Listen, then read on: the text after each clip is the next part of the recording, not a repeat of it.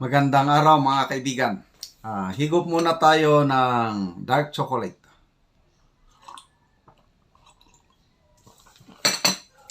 So dito lang po kayo mag-order, mag-contact kung gusto nyong matikman. 100% pure organic tablia, pinakamasarap na natikman ko sa balat ng lupa. Okay, gusto kong magbigay ng comment doon sa mga pahayag ni Ka Eric nung paglabas nila ni Doc Badoy sa kulungan. Nako, may tanong na medyo delikado. Yung sagot ni Ka Eric, baka mapreso na naman siya. Bakit? Parang lumalabas na nagsisinungaling ang isang congressman. Sino yung congressman na yon? Yung chairman ng Committee on Franchise, si Congressman Tambunting ng Parañaque. Okay, pakinggan natin itong interview kay Ka Eric. That is his version. That is his story. Well, he stand by it. Ang aking sasabihin sa inyo, I will protect the source. Pero nireveal nyo nga po, sir. It does kapag Story niya yon. I did not reveal any names. So sabi niya, may nireveal na names. We talk about it. Sabi niya, in confidence, ay papakinggan niya ako. I did not expect na may sasabihin siyang mga bagay na maglalabag sa confidence ng aming pag-uusap. Ang sagot ko, Congressman Tambunting said na may source siya sa sinabi ko, story niya yon. wala po kayo binigay na pangalan. I am standing by the SOTO law. I will not reveal my source. Okay, so at least medyo kontrolado yung pahayag ni Ka Eric na that's his story. Tinanong kasi, papaano yung sabi ni Congressman Tambunting na inireveal mo yung source mo sa Senado? Is it true or not? Sabi niya, kwento niya yon. I stand by my declaration o principle na wala akong sinabing pangalan sa kanya. Nagtataka ako, sabi niya, bakit nagsabi siya ng ganon na ang usapan namin, confidential yung pag-uusap namin. Bakit mamaya paglabas niya, meron nang sinabi kong pangalan? So, tinatanong ng media ngayon kung nagsisinungaling ba? Parang ganon. Hindi naman niya sinabing diretsa na, yes, sinungaling. Ako, deduction ko na lang yun or conclusion ko, isa sa kanila ang nagsisinungaling. So, sa tingin nyo, sino ang nagsasabi ng totoo? Sino ang nagsisinungaling? I'm sorry. Ako, si Ka Eric nagsasabi ng totoo. O di yung isa, bahala siya sa kwento niya. Saan niya nako? Kung totoong may pangalan, yun ang tanong ngayon. Kung totoong may sinabi si Ka Eric na pangalan, bakit hindi ibulgar din ni Congressman Tambunting? Kasi yun ang punot dulo nitong problemang ito yung source. Kasi kung hindi nag-report yung source na yon, walang congressional hearing, hindi nakulong sina Ka Eric, wala lahat. Kaya dapat yun ang imbestigahan. So kung ako si Congressman Tambunting at nalaman ko yung tunay na pangalan, sa Senado daw ngayon, nakipag-coordinate na ako sa Senado at may empleyado ba kayong ganito? Ganito. Dapat sinasabi na sa publiko kung transparent sila. Kasi national concern yan national interest dahil pera ng taong bayan. Bakit hanggang ngayon, tahimik si Congressman Tambunting, wala siyang binabanggit na pangalan? Dapat, Honorable Congressman Tambunting, para hindi lalabas na kayo ay nagsisinungaling, I suggest magsalita po kayo sa media o statement, Facebook o ano. Pasinungalingan nyo si Ka Eric.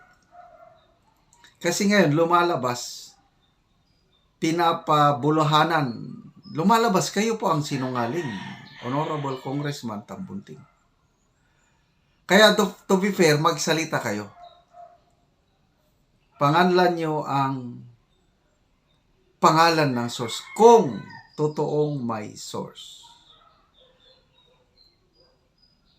Kung hindi kayo magsalita, tahimik lang kayo, sorry, ang opinion ko, ang opinion ng publiko na sumusubaybay sa pangyayaring ito, lumalabas, kayo ang nagsisinungaling. So, granting na nagsisinungaling ang Congressman Tambunting, ano ang purpose niya? Bakit niya pinalabas na gano'n na may pangalan na? Ito, analysis ko lang ito. Kung na lang yun, palusot. Kasi, ang kondisyon ng Kongreso, bago nila palabasin, ayan, na-interview ito. In-interview, may napanood akong media interview, nagsasalita si Congressman Tambunting na ang kondisyon para palabasin nila si Ka Eric at Doc Badoy is i-reveal lang yung pangalan ng source. Very clear, napanood ko yun. Matigas itong si Ka Eric, Doc Badoy, hindi talaga magsalita. Na kahit ilang buwan pa sila sa kulungan, handa silang magdusa. Medyo nataranta na sila. Meaning, mga kongresista. Nag-hunger strike pa. Sinabayan pa ng protesta. Kaliwat kanan na protesta. At ang pinakamalaking protesta ay yung mga PMA graduates na halos lahat general, retired generals. Yun ang nakita ko, nataranta sila. Meron pang petisyon sa Supreme Court. Wala na. Ang atake sa kanila, all sides. So, binisita ni Congressman Tambunting, sina Ka Eric at Doc Batoy sa kulungan. Kunuhay na lang yun. Na concern sila. Kaya lang sa totoo, wala na. Nabahag na ang kanilang buntot. Bisibisita ko, no? Then, paglabas sa kulungan, sabi, meron akong pangalan. Ganun lang, alam ko na. Makausapin ko si Speaker of the House at Senate President Zubiri tungkol nito at iimbestigahan namin. Hopefully, magkakaroon ng investigasyon. Diyan natin mapapatunayan na nagsasabi ng totoo si Congressman Tambunting kung mag-iimbestiga sila at ipatatawag yung pangalan na sinasabi. Paano may papatawag na tao kung yung mismong nakakakilala source wala siyang sinabi? Baka mag-ano sila ng ghost employee na ipapatawag. I don't know. So, talagang plano nilang i-release before December 13. Not on humanitarian grounds na sinasabi nila. Hindi ako maniniwala na naawa sila. Natakot lang. Yun po ang nakikita ko. Kaya, ito po, para sa akin, malaking sampal. Malaking kahihiyan sa mga kongresista, lalo na dito sa mga Committee on Franchise ba ito, o anong pinaghalong committee na nag-imbestiga. Wala na, ang kanila hindi naman in aid of legislation. Wala. Ang kanila in aid of what?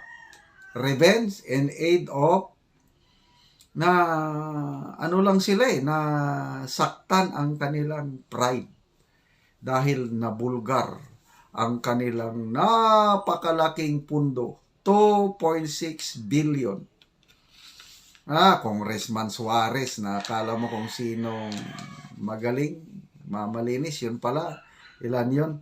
56 million unliquidated cash advances. kaso sa ombudsman. Oh, tapos ang galing magsalita, nananawagan ng ano. Anyway, salamat at nagkakaganito at nakikita natin yung mga tunay nilang ano. Ito namang isang congresswoman na gusto yung naghain na ng resolusyon para i-cancel ang SMNI franchise. Congresswoman Margarita Migs Nograles. Nako, dati pa lang, empleyado o host ang Corman nagtrabaho sa SMNI. Dating nagturo sa eskwelahan ng SMNI. Ano pa? Tapos ito ang malala. May kumakalat na text messages. Pinangakuan daw siya ni Speaker Romualdez na patatakbuhin siyang city mayor sa Davao City para once and for all mawala na ang Duterte family sa Davao City at mapalitan naman ng Nograles. Yun pala ang mga usapan. Kasi matagal na po sa Davao City, naglalaban yung Nograles and Duterte political clan at ni minsan hindi nanalo ang Nograles. Kaya ito, siguro, nakakita ng malaking kakampi itong si Nograles family. Okay, banatan nyo ang SMNI, tanggalan ng franchise, ikaw maghain ng resolusyon. Pag naayos nyo yan, ikaw ang susunod na mayor ng Davao City. Okay, so, bring it on. Baste kontra Migs. Tignan natin kung anong tibay ng mga Nograles sa Davao City. Basta ako, kahit hindi ako taga Davao, alam ko, hindi pa naipanganak ang tao o pamilya na mag-dislodge o magpatumba sa mga Duterte sa Davao.